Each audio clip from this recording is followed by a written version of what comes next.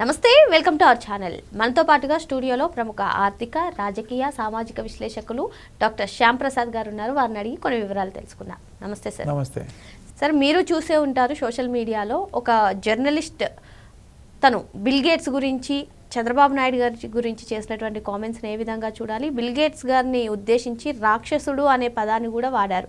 నిజంగా ఏం జరుగుతుంది అసలు? నిజంగా డేటా అంతా కూడా బిల్ గేట్స్ గారికి ఇచ్చేస్తున్నారా? ఏం చెప్తారు మీరు? జర్నలిజం ఎంత పాడైపోయిందో దాన్ని చూస్తేనే అర్థమవుతుంది. అతిథి దేవో భవ అన్నారు, అవును కదమ్మా, అతిథి దేవో భవ అన్నారు. బిల్ గేట్స్ ఎంత గొప్ప వ్యక్తో ప్రజలందరికీ తెలుసు. బిల్ గేట్స్ ప్రపంచ టెక్నాలజీ విప్లవానికి నాంది పలికిన వ్యక్తి, మైక్రోసాఫ్ట్ ఫౌండర్, చాలా గొప్ప వ్యక్తి. ఆయన చంద్రబాబు నాయుడు గారు ఫస్ట్ టైం ముఖ్యమంత్రి అయినప్పుడు ఇంటర్వ్యూ కోసం ఎంత కష్టపడితే ఆయన ఇంటర్వ్యూ దొరికిందో, అది 5 నిమిషాలు ఇంటర్వ్యూ ఇస్తానని చెప్పాడు అనమాట. ఆయన 5 నిమిషాలు, పొలిటికల్ వాళ్ళతో నాకు సంబంధం లేదు, నాది బిజినెస్, నేను టెక్నాలజీ ఇది బిజీగా ఉంటాం, పొలిటికల్ వాళ్ళకి నేను ఇంటర్వ్యూ ఇవ్వను అన్నాడు. చంద్రబాబు నాయుడు గారు ఎంతో కష్టపడి కన్విన్స్ చేసి ఎట్లా కూడా ఇంటర్వ్యూ సంపాదించి 5 నిమిషాల ఇంటర్వ్యూని 45 నిమిషాలు చేసుకుని మైక్రోసాఫ్ట్ హైదరాబాద్ తీసుకురావడానికి ఆ ఇంటర్వ్యూ ఉపయోగపడింది అనమాట. హైదరాబాద్లో మైక్రోసాఫ్ట్ రావటం అనేది అది ఒక వింత అద్భుతం అనమాట. అమెరికా తర్వాత మైక్రోసాఫ్ట్ తన 2వ బ్రాంచ్ని సియాటిల్లో, అసలు మెయిన్ బ్రాంచ్, అక్కడి నుంచి 2వ బ్రాంచ్ హైదరాబాద్లోనే పెట్టారు. హైదరాబాద్లో మైక్రోసాఫ్ట్ పెట్టడం వలన ఎకో సిస్టమ్ డెవలప్ అయ్యి మొత్తం ఇన్ఫోసిస్, హెచ్సిఎల్ టెక్, విప్రో, అన్ని సత్యం, టెక్ మహేంద్ర, సత్యాన్ని టెక్ మహేంద్ర అంటున్నారు ఇప్పుడు, అలా రకరకాల కంపెనీలు, అన్ని వందలాది కంపెనీలు వచ్చేసి హైదరాబాద్లో ఇవాళ 10 లక్షల మంది సాఫ్ట్వేర్ ఎంప్లాయ్ చేస్తున్నారు. ఆల్మోస్ట్ ఈక్వల్ టు బెంగళూరు అయింది. ఎవరి వల్ల అయింది? బిల్ గేట్స్ వల్ల అయింది. బిల్ గేట్స్ మైక్రోసాఫ్ట్ ఇక్కడ స్థాపించడం వల్ల అయింది. ఎకో సిస్టమ్ వచ్చింది. హైదరాబాద్ ఒక సైబరాబాద్గా మార్చాడు చంద్రబాబు నాయుడు గారి విషయంతో. అది ఆ చలవంతా ఎవరిది? బిల్ గేట్స్ది. ఆ చెప్పిన జర్నలిస్టు వాళ్ళ ఇంట్లో కూడా సాఫ్ట్వేర్ ఉద్యోగం చేస్తానని వాళ్ళు ఉండుంటారు. వాళ్ళ చుట్టాలో, వాళ్ళ స్నేహితులు, లేకపోతే వాళ్ళ ఇంట్లోనో సాఫ్ట్వేర్లో ఉద్యోగం చేయట్లేదా? భారతదేశం గర్వించదగ్గ సైబరాబాద్ ఇది. సైబరాబాద్ సిటీని డెవలప్ చేసి ఎన్ని లక్షల మందికి, అంటే 10 లక్షల మంది డైరెక్ట్గా సాఫ్ట్వేర్ ఉద్యోగం చేస్తున్నారంటే, ఇండైరెక్ట్గా ఆ ఫ్యామిలీస్ 40 లక్షల మంది దాని మీద సర్వైవ్ అవుతున్నారు వాళ్ళ సిటీలో, హైదరాబాద్లో. ఇదే కాక ఈ ఆంధ్రప్రదేశ్లో ఈ విజన్ వలన ఎన్నో వందల వేల లక్షల మంది ఇతర దేశాల్లో సెటిల్ అయ్యారు ఈ సాఫ్ట్వేర్ దీనివల్ల. కేవలం బిల్ గేట్స్ ఆ రోజు ఇనిషియేట్ చేసి మైక్రోసాఫ్ట్ పెట్టినందువల్ల. ఆ రోజు అంత పవర్ఫుల్ పర్సన్ ఆయన. అటువంటి బిల్ గేట్స్ ఆంధ్రప్రదేశ్, ఇండియాలో ఆంధ్రప్రదేశ్ ఒక రాష్ట్రం. ఆ రాష్ట్రంలో అమరావతి అనేది ఒక చిన్న గ్రామం, ప్రస్తుతం క్యాపిటల్గా వృద్ధి చేయడానికి ప్రపోజల్స్ తీసుకొచ్చారు. అలాంటి గ్రామానికి బిల్ గేట్స్ అమెరికా నుంచి ఆయన సొంత ఖర్చులతో గవర్నమెంట్ ఒక 5 పైసలు కూడా ఆయనకి ఇవ్వలే. ఆయనకి ఏమైనా స్నాక్స్ ఇచ్చి ఉంటారు. ఆ పొలం అరటి తోటలకు వెళ్ళినప్పుడు బజ్జీలు పెట్టారు. ఇండియన్, అది అంత మర్యాద, మన మర్యాద, భారతీయ సంస్కృతి కాబట్టి ఆయనకి ట్రీట్ చేశారు, టీ ఇచ్చి ఉంటారు, భోజనం పెట్టి ఉంటారు. దానికి కూడా లెక్కలు అడుగుతున్నారు. ఆయనకి 5 to 6 అవర్స్ స్పేర్ చేశాడు ఆయన. ఎందుకు వచ్చాడు ఇక్కడికి? ఆయనకి ఏమైనా చంద్రబాబు నాయుడు గారికి ఏమన్నా సొంత కంపెనీ పెట్టించడానికి వచ్చాడా? చంద్రబాబు నాయుడు గారు ఈ కంపెనీలన్నీ ఆయన పెట్టాడు హైదరాబాద్లో. అన్ని కంపెనీలు పెట్టడానికి దోహదపరిచాడు. హైటెక్ సిటీని నిర్మించారు, ఫైనాన్షియల్ డిస్ట్రిక్ట్ని నిర్మించారు, ఐఎస్బి తీసుకొచ్చారు, విప్రో వచ్చింది, ఇన్ఫోసిస్ వచ్చింది. అందువల్ల అంత డెవలప్ అయింది. అలాగే ఇప్పుడు ఆంధ్రప్రదేశ్ని డెవలప్ చేయడం కోసం చంద్రబాబు నాయుడు విపరీతంగా కృషి చేస్తున్నారు. ఆ కృషిలో భాగంగా ఈయన యొక్క చంద్రబాబు నాయుడు గారి యొక్క విజన్ను, చంద్రబాబు నాయుడు గారి యొక్క ప్రాక్టికల్ ఎబిలిటీ, ఆయన యొక్క సమర్థతను చూసి బిల్ గేట్స్కి ఒక ఇంప్రెషన్ వచ్చింది ఆయన మీద. అందుకని ఆయన ఆల్రెడీ ఒక ఫౌండేషన్ స్టార్ట్ చేశాడు, బిల్ గేట్స్ ఫౌండేషన్ అని.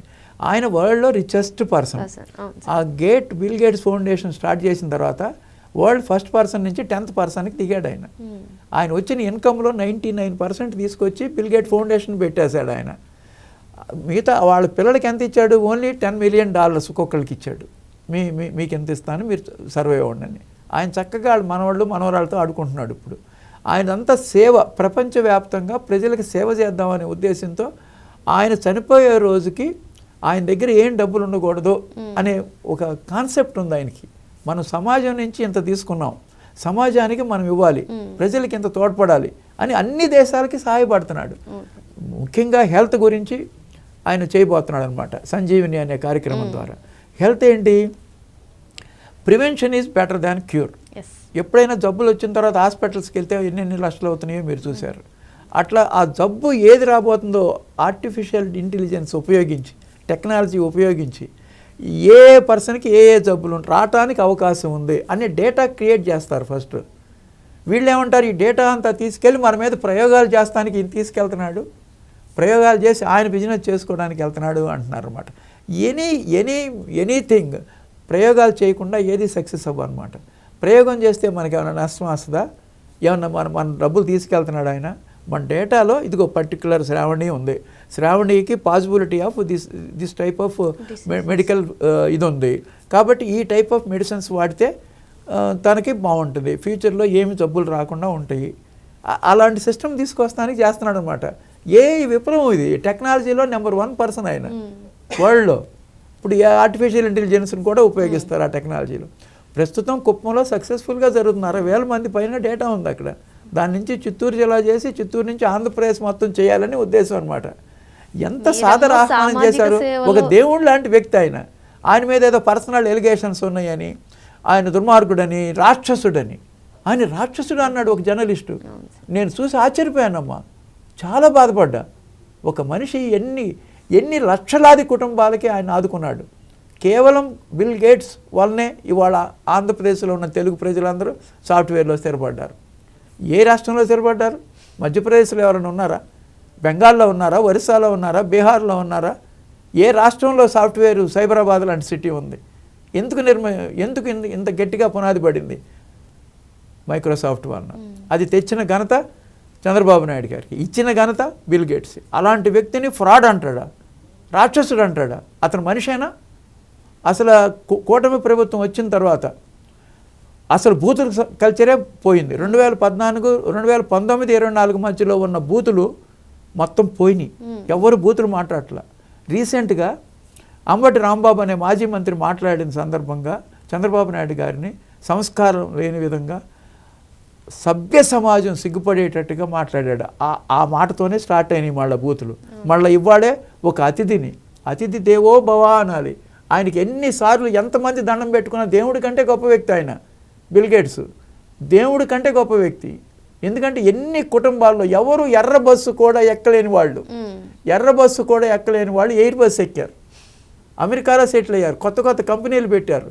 ఇంట్లో ఫాదరు వాచ్మెన్లుగా చేసిన వాళ్ళు, పొలం పనులు చేసుకున్న కూలాళ్ళ పిల్లలు కూడా ఇవాళ అమెరికాలో ఉన్నారు. ఇక్కడ వివిధ సాఫ్ట్వేర్ కంపెనీస్లో పనిచేస్తున్నారు. లక్షలాది రూపాయలు ఇన్కమ్ వస్తుంది.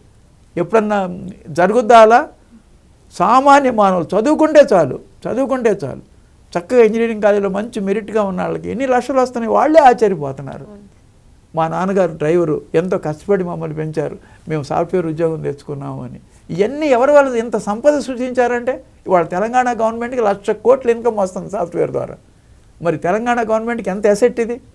ఇన్ని రకాల కార్యక్రమాలు చేసి ఆంధ్రప్రదేశ్ని అది చంద్రబాబు నాయుడు మీద నమ్మకంతో ఒక అతిథిగా ఆయన సొంత ఖర్చులు పెట్టుకుని వచ్చి ఈ కార్యక్రమం చేద్దాం, ఇది బాగుంటుంది, హెల్త్, తర్వాత అగ్రికల్చర్, తర్వాత ఎడ్యుకేషన్, అన్ని రకరకాల రంగాల్లో. ఎందుకంటే ఆయన దగ్గర డబ్బులు ఉన్నాయి, ఆయన గ్రాంట్స్ ఇస్తారు. ఆయన దగ్గర నుంచి మనం వస్తాయి కానీ డబ్బులు మనం ఆయనకేమో 5 పైసలు ఖర్చు పెట్టక్కర్లేదు కదా. జస్ట్ సింపుల్గా నమస్కారం పెట్టి చక్కగా అతిథిని చక్కగా గౌరవించుకోవడమే మనకు చేతైంది. మన సంస్కారం అది. సంస్కారహీనులను ఏం చేయాలి? ఇవాళ పిచ్చి వాగుడు వాగిన అతను ఏం చేయాలి? చంప వాయించేటట్టుగా కొట్టాలి ప్రజలు, మామూలుగా కొట్టకూడదు అటువంటి వ్యక్తుల్ని. అతను విజయసాయిరెడ్డే చెప్పాడు, ఇతను మా దగ్గర ఎవ్రీ మంత్ ప్యాకెట్ మనీ తీసుకెళ్తాడని. డబ్బులు తీసుకుని ఇటువంటి దుర్మార్గ పనులు చేస్తే జీవితంలో నీకు ఇది మచ్చ, మాయని మచ్చ. అతని పేరు కూడా ఉచ్చరించడం నాకు ఇష్టం లేదనమాట. అతనికి మాయన మచ్చ. ఎప్పటికీ అతన్ని ఎవరు గౌరవించరు. ఒక వ్యక్తి ఒక అతిథిని ఇష్టం వచ్చినట్లు పూతులు తిట్టాల్సిన అవసరం లేదు. కావాలంటే నువ్వు విమర్శించుకో, ఇక్కడ ఎందుకు వస్తున్నారు, ఇక్కడ ఏ డేటా తీసుకెళ్ళిపోతున్నాడు, ఏయో విమర్శలు చేస్తున్నావు. నువ్వు సామాన్యంగా చెప్పు, ఏమో అనుమానం ఉంది ఇట్లాంటివి చెప్పు. ఈవెన్ జగన్మోహన్ రెడ్డి గారు కూడా చక్కగా ఆయన వస్తాన్ని ఆహ్వానించాలి. మా రాష్ట్రానికి బిల్ గేట్స్ గారు వస్తున్నానికి నేను స్వాగతిస్తున్నాను, వీలైతే అతను అపాయింట్మెంట్ తీసుకుని కలవాల్సింది. మీరు వచ్చి ఆంధ్రప్రదేశ్ని చక్కగా సమాజానికి ఎంతో కార్యక్రమాలు చేస్తానికి మీరు వస్తున్నారని తెలిసి మేము సంతోషపడుతున్నాము. మా ఆంధ్రప్రదేశ్ని అభివృద్ధి చేయండి అని అడగాల్సింది పోయి పర్సులు పంపించి ప్యాకెట్లు పంపించి అనరాని మాటలు అనిపిస్తుంటే కేవలం ఈ జర్నలిస్ట్ వెనకాల ముందు ఆయనేనని అందరికీ అర్థమైంది. ఇంత దారుణాతి దారుణంగా మాట్లాడచ్చా? రాక్షసుడు అనే మాట మాట్లాడచ్చా? రాక్షసుడు అంటే ఏంటి? విధ్వంసం. దేవుడు అంటే వికాసం. ఆయన వికాసం చేశాడు ఆంధ్రప్రదేశ్ ప్రజలకి, తెలుగు ప్రజలకి. ఈయన రాక్షసులు ఏం చేశారు? విధ్వంసం చేస్తారు. అధికారంలో రాగానే ప్రజావేదికను కూలుస్తారు, అమరావతిని నాశనం చేస్తారు, పోలవరాన్ని వెనక్కి నడుపుతారు, 30-40 లక్షల మందితో కల్తీ మద్యం అమ్మి ప్రజల ఆరోగ్యాలతో ఆడుకుంటారు. రోడ్లు ఏమి వేయకుండా ప్రజలు సర్వనాశనం చేసి కంపు చేసి ఎంతోమంది కుంటాళ్ళు అయ్యేటట్టు చేయరు. ఇన్ని రకాల నాశనం చేసిన వాళ్ళని రాక్షసులు అంటారు. ఇలాంటి వాళ్ళని రాక్షసులు అంటారా? వీళ్ళు దేవుళ్ళు అంటారు. దేవుడు అనేవాడిని రాక్షసుడు అంటున్నావు. నువ్వు రాక్షసుడి దగ్గర డబ్బులు తెచ్చుకొని మాట్లాడుతున్నావు. వైజాగ్ని సర్వనాశనం చేశారు, రుషికొండను సర్వనాశనం చేసి నువ్వు మహారాజు అనుకుని పెద్ద పాలస్ కట్టించుకున్నాడు ఆయన. ఇంత విధ్వంసం చేసిన రాక్షసుడు అన్నారా?